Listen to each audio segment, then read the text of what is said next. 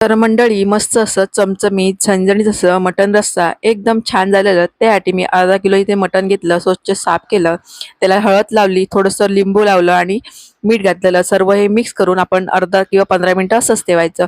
15 मिनिटानंतर मी थोडं कुकरमध्ये तेल घातलं आणि थोडेसे खडे मसाले घातले, एक बारीक कापलेला कांदा घातला आणि कांदा थोडासा भाजला की त्यामध्ये आलं लसणाची पेस्ट घालणार, 1 चम्मच जास्ती, 2 चम्मच घेतली आहे, नंतर 1 चम्मच वापरणार आणि आपण हे ना मटण आहे ना ते घालून घ्यायचं आणि सर्व हे मिक्स करून कुकरला झाकण नाही लावायचं, असंच वर ठेवून आपण 2 मिनिटं आपण वाफ देऊया. त्यामुळे पाणी सुटेल चिकन मटनला.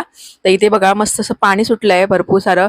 तर इथे मी गरम पाणी घालते आणि कुकरचं झाकण लावून कुकरला 3 ते 4 शिट्ट्या करून मटण शिजवून घेते.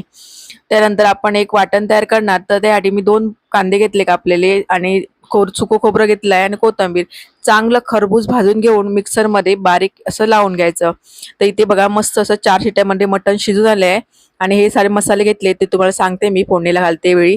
तर कढाईमध्ये 2 चम्मच जसं तेल घातलं. तेल चांगलं गरम झालं की त्यामध्ये एक बारीक कापलेला कांदा घालायचा.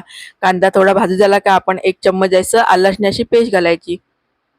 नंतर भाजली की त्यामध्ये आपण टोमॅटो घालायचा. टोमॅटो थोडा मऊ झाला की मसाले घातले, मालवणी मसाला, गरम मसाला, धने जिरे पावडर आणि थोडीशी हळद टाकली आणि सर्व हे मिक्स करून मसाला चांगला भाजून घ्यायचा आणि त्यामध्ये आपण वाटण केले ना ते घालून घ्यायचे.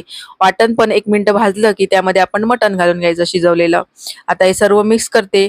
त्यामध्ये थोडंसं तुम्हाला वाटलं जाड पातळ ठेवायचं असेल तुम्ही तशा प्रकारे करू शकता. थोडंसं मीठ घातलं आणि 2-3 मिनिटं आपण झाकण ठेवून चांगलं असं उकळून घ्यायचं.